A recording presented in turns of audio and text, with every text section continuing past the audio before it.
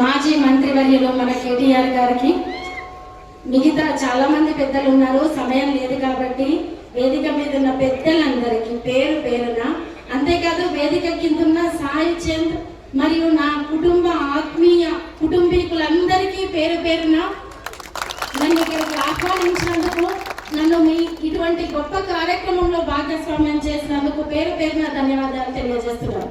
అయితే ఈ సందర్భంగా ఒక 2-3 విషయాలను మాత్రం గుర్తు చేస్తున్నాను. ఎందుకంటే ఉమ్మడి పాలమూరు జిల్లాల్లో చాలా చైతన్యవంతమైన సభలు ఎన్నో జరిగినాయి. అది ఎక్కువ శాతం మహేష్ రెడ్డి అన్న ఆధ్వర్యంలో, పట్నం నరేంద్ర రెడ్డి అన్న ఆధ్వర్యంలో పరిగి గడ్డ మీద, కొడంగల్ గడ్డ మీదనే జరిగినాయి. కొన్ని వందల జ్ఞాన సభలు పెట్టడం జరిగింది. నాకు బాగా గుర్తుంది, ఒక జ్ఞాన సభలో సాయి చంద్ మాట్లాడుతూ, ఇక్కడ దళిత బిడ్డలే కాదు, వేదిక మీద అన్ని కులాలు మతాలకు సంబంధించిన బిడ్డలు ఉండాలి, అంబేద్కర్ గారంటే ఒక వర్గానికి సంబంధించిన మనిషి కాదని చెప్పినప్పుడు, నెక్స్ట్ జ్ఞాన సభకు వచ్చినప్పుడు మైనార్టీ వర్గమైన ముస్లిం సోదరులు కూడా ఇక్కడ ఉండాలని చెప్పిండు, బీసీ బిడ్డలు ఇక్కడ ఉండాలని చెప్పిండు, తండా బిడ్డలు ఇక్కడ ఉండాలని చెప్పిండు, ప్రతి తండాలలో అంబేద్కర్ గారి విగ్రహాలు పెట్టాలని చెప్పిండు. కాబట్టి దాన్ని స్ఫూర్తిగా తీసుకొని ఈ రోజు ఇక్కడ విగ్రహం పెట్టడం అనేది చాలా ఆనందంగా ఉంది. అయితే 2 విషయాలు చెప్తాను, సమయం లేదు కాబట్టి.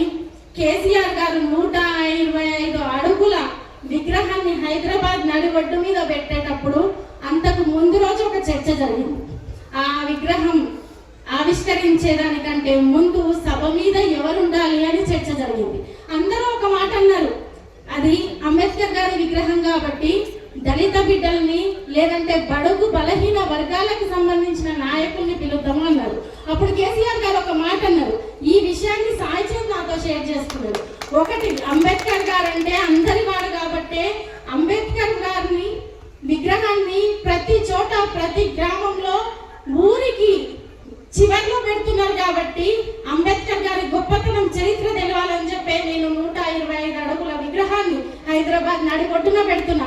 కాబట్టి ఆ సభలో ఒక వర్గానికి, ఒక జాతికి సంబంధించిన వాళ్ళు కాదు, ప్రతి ఒక్కరు ఉండాలి, అంబేద్కర్ గారు ప్రతి ఒక్క మనిషి అని చెప్పేసి, ప్రతి ఒక్కరి ఒక గొప్ప ఆదర్శవంతమైన మనిషి అని చెప్పేసి కేసీఆర్ గారు చెప్పారని సాయి చంద్ గారు చెప్పారు. అంతేకాదు ఇంకొక చిన్న విషయం, అదే వేదిక మీద సాయి చంద్ గారు ఒక మాట అన్నాడు.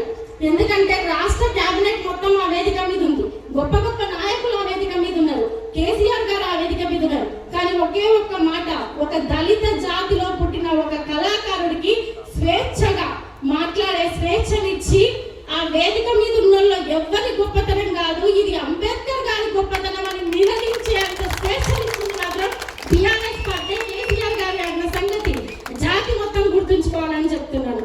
ఒక 2 చిన్న అంశాలు, అంబేద్కర్ గారు చెప్పింది ఒకటే ఒకటి, అంతరంగిక శక్తిని లేదు ఆత్మగౌరవాన్ని, ఈ రెండింటిని మనం పొందగలిగినప్పుడు చాలా బలంగా పనిచేస్తామని చెప్పిండు, వాటి కోసం చాలా బలంగా కొట్లాడాలని చెప్పిండు, వాటి కోసమే తన జీవితాంతం కొట్లాడిండు.